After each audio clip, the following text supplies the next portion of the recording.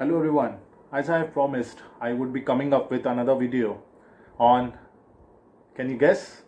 It is effective communication. So the channel name is Will for Skill. Before we start on effective communication, I would just like to tell you that if you have that will to learn more skills, like I am showing and I'm learning and sharing with you all, please join the channel by doing a subscribe, and please put your comments on what all content you want me to cover in this channel and the video group. Thank you.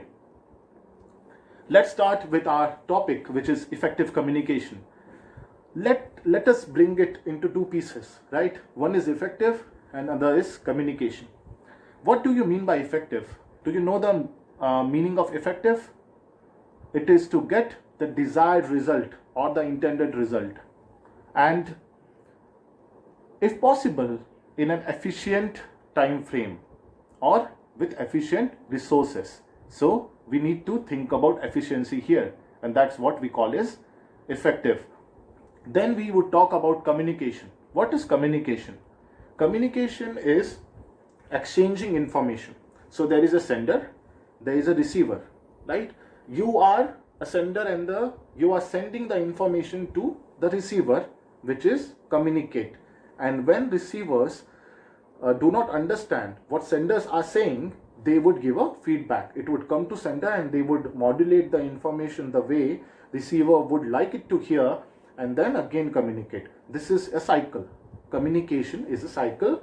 If the receiver is not satisfied with the information the communicator or the sender is trying to communicate. So this is what communication is. Now effective communication is group of two, effective and communication. So when we make an effort to get the desired result and we exchange the information with that intention that the other person who is going to receive it is able to comprehend, that means able to understand at the same time able to perceive you as a good communicator, and that is our target.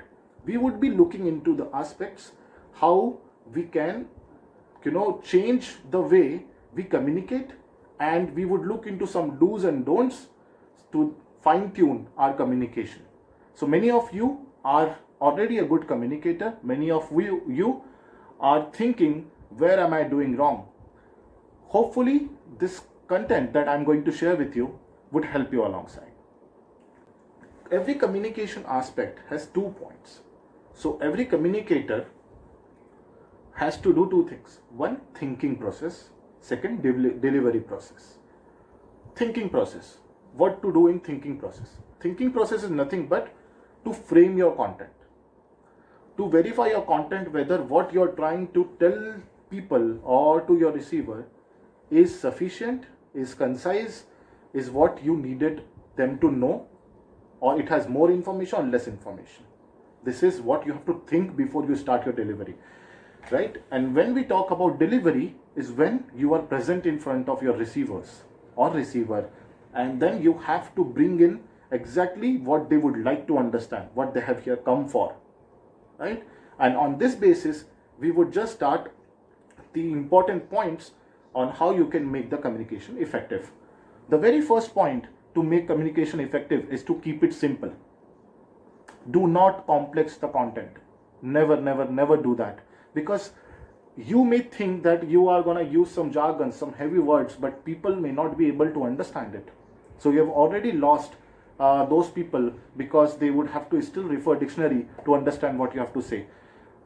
Do not think in a way that if you're using such jargons, it's gonna make you feel like you are good in vocabulary in front of them. Sometimes it does not go like that. So with that thought, never use complex language. Keep it simple, keep it stepwise. Then avoid using fake accent. I think this is where we Indians struggle a lot. I was also thinking, and I was also going into a zone where how would I be able to speak like Americans or the Britishers, right? I am watching a lot of web series where I see them speak, and it's always admirable to understand and communicate like them, or speak like them. I would not say communicate, because you cannot say that someone who is good in language is a good communicator always. So to speak like them. But we need to also understand English is not our first language, which brings me to the third point, where we must tell everyone whom we meet, and I want you all to pass on this message to all those underconfident guys around, that they think effective communication only comes from English speaking skills. No, not at all. English speaking is one of the good point that should be considered, but you cannot say that a person who cannot speak English is lacking on skills, is lacking on delivering the message that he or she wants to deliver, right? We can do it in our native language. We do it all the day.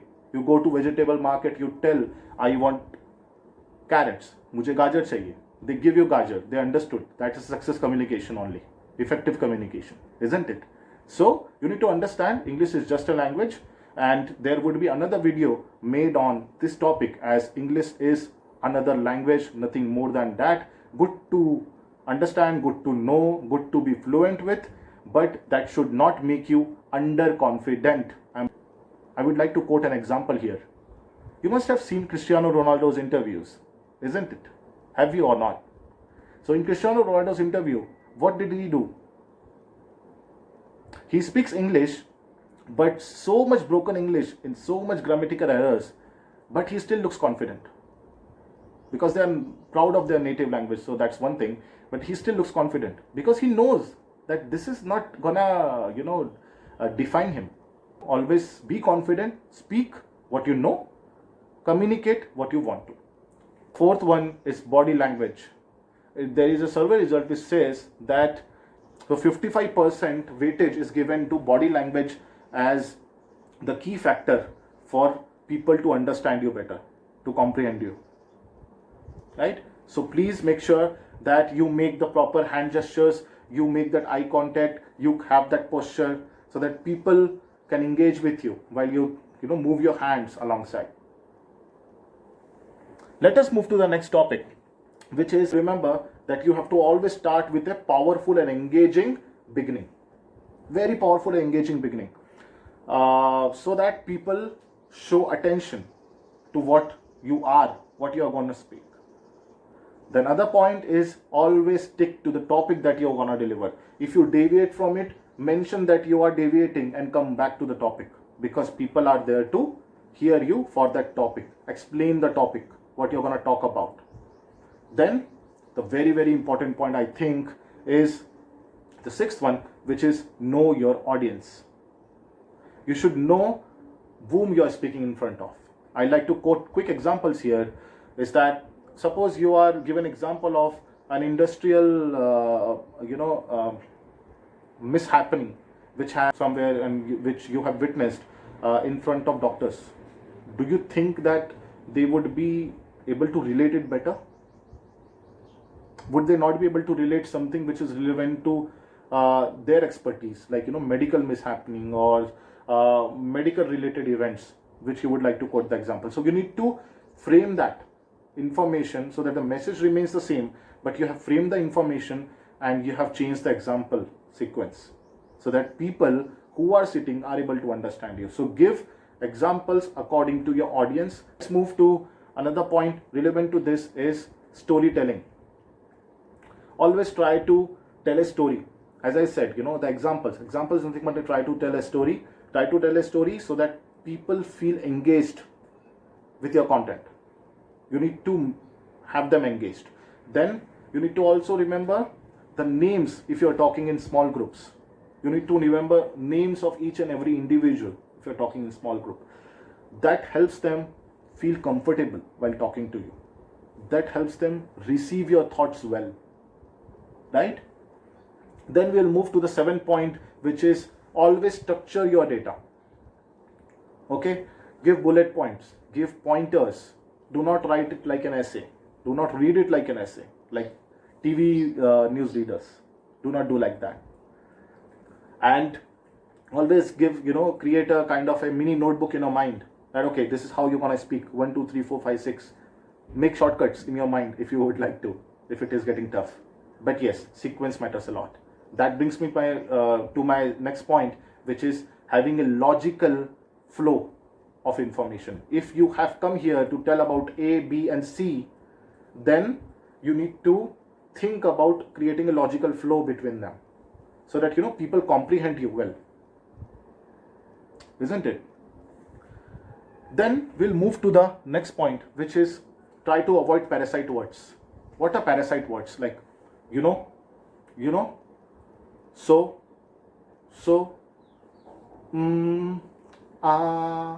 all these are parasite words. Try to avoid it. I know it is difficult because it is how we have been speaking. But yes, just try to avoid it. Less uses of this is more important. You can't, just totally get rid of them while you speak. Then avoid repetition and use synonyms instead. So I'll give you an example, a very quick example where you are explaining a situation to your receivers or listeners or your audience, I must say, that there is a bike which was going very fast and you had made a police complaint when you saw him. And while making a police complaint, you mentioned that this guy was riding in high speed. See, so you said very fast first, then you mentioned about high speed, right? So you used a synonym. The message you were delivering is with two different, same content, but two different matters by using a synonym, right? Similarly, you can use antonym in a opposite direction to mention that it was no less speed. It was no less speed. Policeman, he was going very fast. It was no less speed. So this is how you would deliver your content.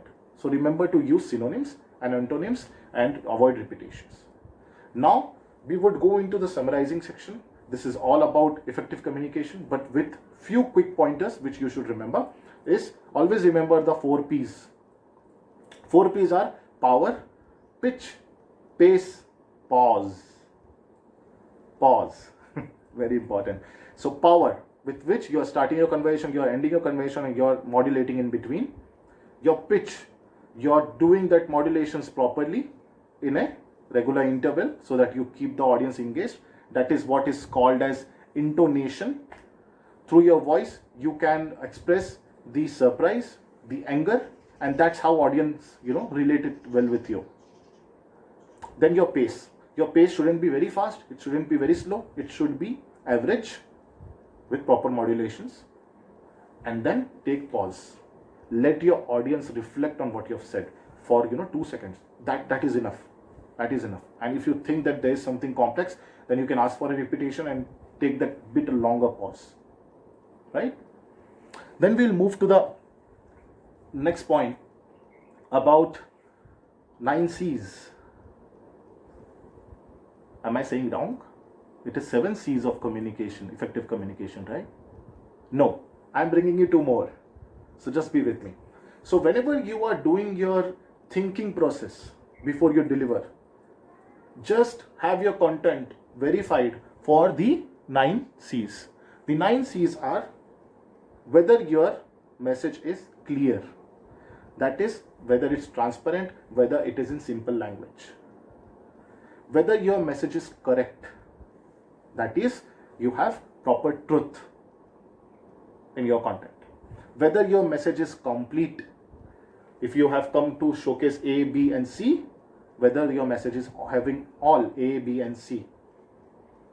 Then we'll talk about whether your message is concise. That means it is brief, what you wanted to tell, without using unnecessary information in between, right? Brief but comprehensive. People should still be able to understand. That is what we call concise. Whether your message is concrete, whether your message is solid. That is what concrete means. With vivid facts. Details with vivid facts, but not too much. Whether your message is coherent. Coherent basically is nothing but, as I said, it should have logical connection in between. Like we talked about thinking process and delivery process, right? 2 processes in communication. So thinking and delivery, we tried to create a link in between. First you think, then you absorb everything, You are ready with your structure, and then you are ready to deliver. So this is how to create link in between, and that is what we call as coherent. The important one is courteous. Always be polite, always have a kind of a smiling face, and let people feel that while you are delivering your information or content, you are happy while doing so. We'll talk about the other 2 C's. 7 C's we have completed. So it is credible and creative. So 8th and 9th is credible and creative. What is credible? So if you are engaging with people, or if you are going to give speech or deliver content to people who do not know much about you, you can create some information which brings in your credibility into that, like I'm doing right now. Point number 8th and 9th, right?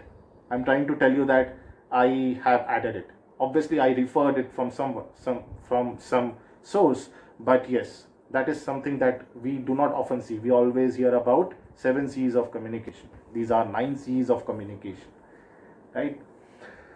So this is how credibility. Then creative. How you would add that creative touch in your message. You can add that creative touch by asking small set of questions to your audience, some brain teasers or something of that sort, right? That would make them feel energetic while they are interacting with you and while they are receiving message. Intermittently you can do the same. That's what you must have seen in various workshops. They do this games, or they do this question answers in between. They frame questions in a wrong way so that you have to correct. So this is a kind of a creative approach towards the same. This was the entire information about effective communication. Before we close, I'll just like to quickly tell you about type of communication. There are 4 types of communication. One is verbal communication, where you speak, like telephones, virtual connects, right? Telecalls. This is your verbal communication. Non-verbal communication is your body language, right? I went to pray and then I was feeling very happy. This is how my body language is pretending my non-verbal communication, and you have understood what I'm trying to say. Then written communication, which is nothing but your emails, pager, faxes, text, all this information. And then visual communication is all about graphs, pictures, model, flowcharts, right? All this is visual communication. These are 4 types of communication. Good to know points. And I would just like to quickly summarize on what we spoke of. We spoke of effective communication, definition of effective and communication. Then we tried to relate them. And then we moved to giving information on thinking process and delivery process and how they are interlinked. And we have gone through some of the do's and don'ts in communication, right? And then we talked about 4 P's, and we talked about 9 C's, right? Anytime, whenever you are going to deliver your speech, just have your content looked for this 9 C's. Just make a kind of a checklist, right? And then towards the end, we just are closing with types of communication. I hope you guys have liked the content. I know this video is a bit long, but I just wanted to cover each and every aspect. I want a promise from you all guys that whenever people ask you what are the skills that you have, and if you are thinking that you are a good communicator but you are not mentioning effective communication skills, please do mention. You do not have to now remember the pointers that I've said, because once you have understood, once you have comprehended, then I would assume myself as an effective communicator. And I must say that I am also learning, and my agenda is to learn, teach, and then learn again, right? And I want your support. So please comment, subscribe the channel, please be with me. Let's make India a powerhouse of soft skill. Do not think much about English as one of the English speaking is equal to effective communication skills. It is not that. So it is a myth. With that, I would like to close. Thank you. We'll come with another video soon. Bye bye. Have a nice day.